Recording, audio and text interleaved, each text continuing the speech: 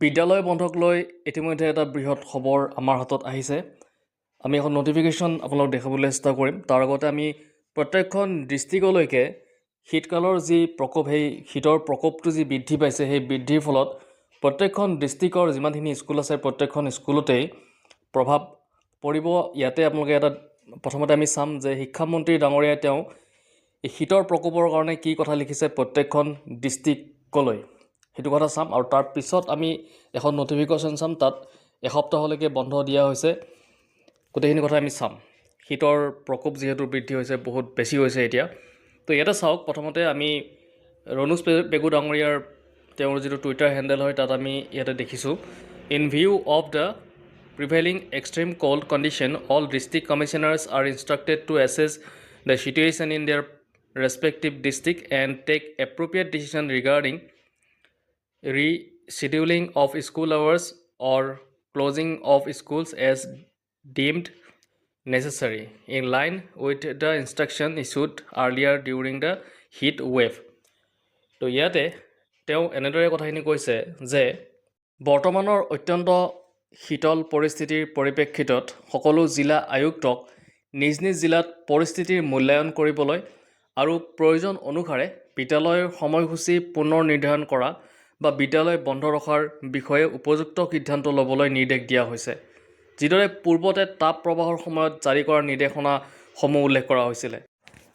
তো ইয়াতে আপোনালোকে দেখিলে প্ৰত্যেকখন ডিষ্ট্ৰিক্টৰ আয়ুক্তলৈকে শিক্ষামন্ত্ৰী ডাঙৰীয়াই তেওঁ ইয়াতে কৈছে যে যদি পৰিস্থিতি এনেকুৱা হয়, বন্ধ ৰাখিব লগা হয় বা খোলা ৰাখিবলগীয়া হয়, সেই সিদ্ধান্তখিনি আয়ুক্তসকলে কৰিব প্ৰত্যেকখন ডিষ্ট্ৰিক্টৰ। সেইখিনি কথা ইয়াতে তেওঁৰ টুইটাৰ হেণ্ডেলত তেওঁ পষ্ট কৰিছে। এতিয়া আমি দ্বিতীয় খবৰটো চাম, এখন নটিফিকেশ্যন য'ত আমি 7 দিনৰ বন্ধ আমি দেখিবলৈ পাইছোঁ, সেইখন আমি ইয়াতে চাবলৈ চেষ্টা কৰিম। ইয়াতে আপোনালোকে এখন নটিফিকেশ্যন দেখিছে, 30/12/2012 তাৰিখে এই নটিফিকেশ্যনখন জাৰি কৰা হৈছে। আৰু এই নটিফিকেশ্যনখন পঢ়াৰ আগত এটা সৰু অনুৰোধ আপোনালোকলৈ থাকিলে, যদি প্ৰথমবাৰৰ বাবে এই চেনেলটো ভিজিট কৰিছে তেতিয়াহ'লে চেনেলটো ছাবস্ক্ৰাইব কৰি ৰাখিব এনেকুৱা ধৰণৰ খবৰবিলাক আগলৈকে পাবৰ কাৰণে। এতিয়া চাওক, to all the heads of schools, government and provincialise schools, Kamrup metropolitan district. তো কামৰূপ ডিষ্ট্ৰিক্টৰ ক্ষেত্ৰত এখন চিঠি আমি দেখিবলৈ পাইছোঁ। ইয়াতে লিখিছে, subject advisory regarding temporary closure of school due to extreme cold condition. তো ক'ল্ড কণ্ডিশ্যনৰ কাৰণে কামৰূপ জিলাৰ ক্ষেত্ৰত এখন নটিফিকেশ্যন আহিছে, অধিসূচনা এখন আহিছে। তো কি লিখিছে আমি চাম। In view of the prevailing extreme cold weather condition in Kamrup metropolitan district and considering the health and safety of students it has been decided to close all schools for a period of 1 week. Accordingly, all schools shall remain closed from tomorrow 31st December 2025 up to 6th Jan 2026. The decision has been taken with the approval of the Honorable District Commissioner, Kamrup Metropolitan. All heads of the schools are hereby advised to inform students, parents, and staff accordingly. Ensure that no academic or co-curricular activities are conducted during this period. Take necessary steps for the smooth resumption of classes after the reopening. Further instruction, if any, shall be communicated in due course.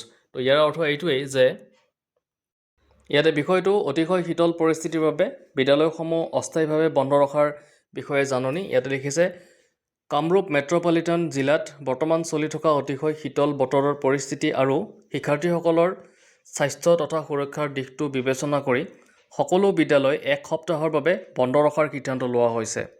সেই অনুসৰি সকলো বিদ্যালয় অহাকালি অৰ্থাৎ 31 ডিচেম্বৰ 2025 তাৰিখৰ পৰা 6 জানুৱাৰী 2026 তাৰিখলৈকে বন্ধ থাকিব। এই সিদ্ধান্ত মাননীয় জিলা আয়ুক্ত কামৰূপ মেট্ৰ'পলিটনৰ অনুমোদন সাপেক্ষে লোৱা হৈছে। সকলো বিদ্যালয়ৰ প্ৰধান শিক্ষক শিক্ষয়িত্ৰীসকলক তলত দিয়া বিষয়সমূহৰ বাবে পৰামৰ্শ দিয়া হৈছে। ইয়াতে 1 নম্বৰ দিছে, শিক্ষাৰ্থী অভিভাৱক আৰু কৰ্মচাৰীসকলক এই বিষয়ে অৱগত কৰা।